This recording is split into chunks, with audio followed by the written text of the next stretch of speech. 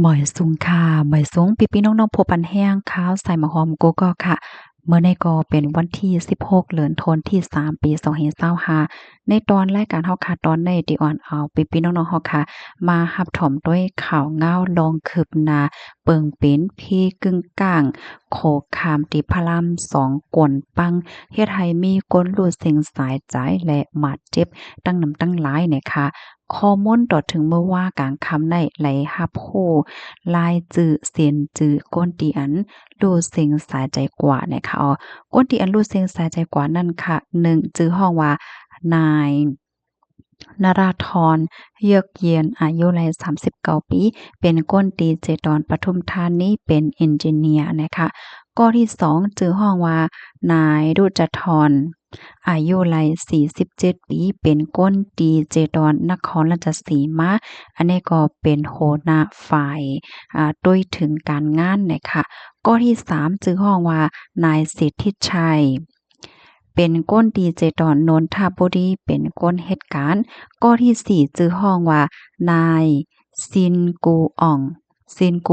เป็นก้นเมืองโฮมตมเมียนมาข้อที่5จื้อห้องว่านายลินอ่องอ่า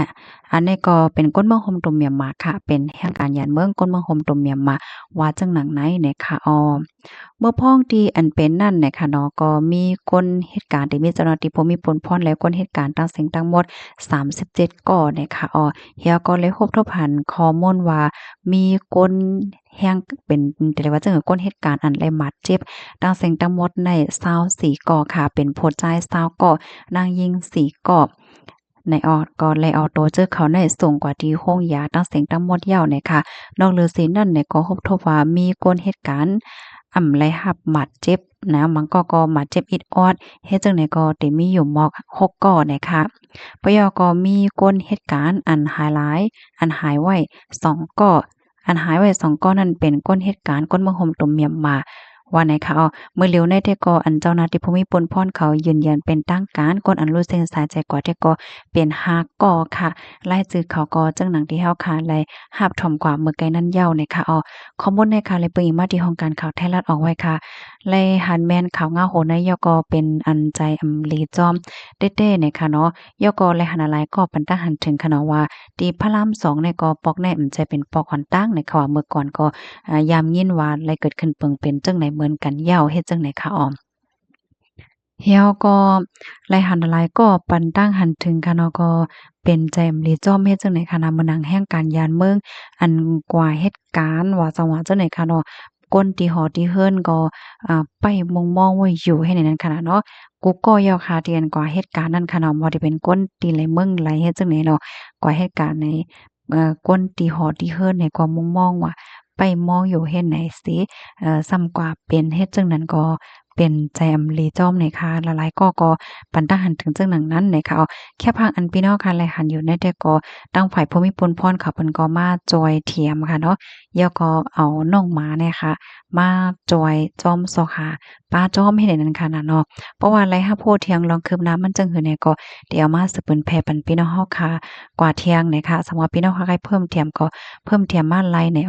เฮียก็เปิงเป็นจังหนังในน่ะเปิ้นพอได้ไลรับถ่อมไลรับโพนั่นก็จอยกันสืบเปิ้นแผ่แชร์กว่าใส่กำค่ะเนาะมื้อนังแห่งการที่เป็นคนเมืองโฮมตมเมียมมามังก็นั่นค่ะนะป้อมแม่ก้นที่เฮิรนยังอำไปโฮก็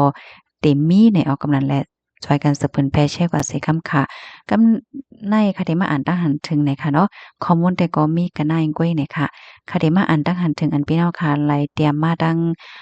ยูทูบในค่ะเนาะ ปีใจอ่องเฮาค่ะแต่มาว่าไผเฮ็ดอำลีก็ได้อยู่อำไลนั่นก้อยได้ถูกยากุมโตถอนวัดส่งเมินนั่นก้อยว่าตัดได้เข้ามาขึ้นก็ได้อำไลเหย้าเนาะมีอโมคติจับโตไว้เหย้าเนี่ยแม่นแต่ค่ะยินโจมตีปันตั้งหันถึงมาเนี่ยค่ะเนาะกำนั้นแหละใครปันฟ้างถึงปันกุกอกค่ะเนาะอย่าไปเฮ็ดผิดละล่าค่ะเนาะเพราะว่าเฮ็ดผิดเหย้าเนี่ยจึง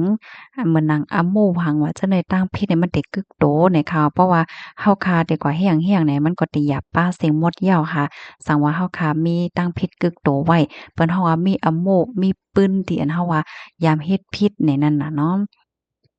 กำใน พี่น้องค่ะถามมาว่าได้ไลกินยาสังว่าพอเขาเลินมาอำมาตย์ในว่าเนาะได้หาข้อมูลให้มารัดปันแหงกรรมค่ะเนาะพี่น้องค่ะแทงก้นหนึ่งค่ะเนาะปีจ่ายคือค้ำค่ะเอาปีจ่ายขนค้ำไหนเนาะแต่มาว่าปีใส่หมอหอมค่ะพระอันเฮาคาไว้อยู่ในเปิ้นเตไลหวายน้ำมันกว่าตั้งไหลเตลีค่ะปะยอก็ไล่ไว้เข่งพระเจ้าไหนก็ขายังไปฮู้อ้อแนะนำปันพองว่าอ๋อค่ะอันนี้ก็ค่ะได้หาข้อมูลก่อนค่ะนาได้หาข้อมูลเหี่ยวก็ป่นระยะที่เอามาลัดนี้สั่งว่าผู้ฮู้เฮาที่รับถมอยู่คู่เนี่ยก็เตรียมมาปันก็แค่นหลีค่ะเนาะยินจมค่ะปีไพ่ไม้ฮอดเตรียมมาว่าใจหมอยาวก็มีอยู่5แน่ว่า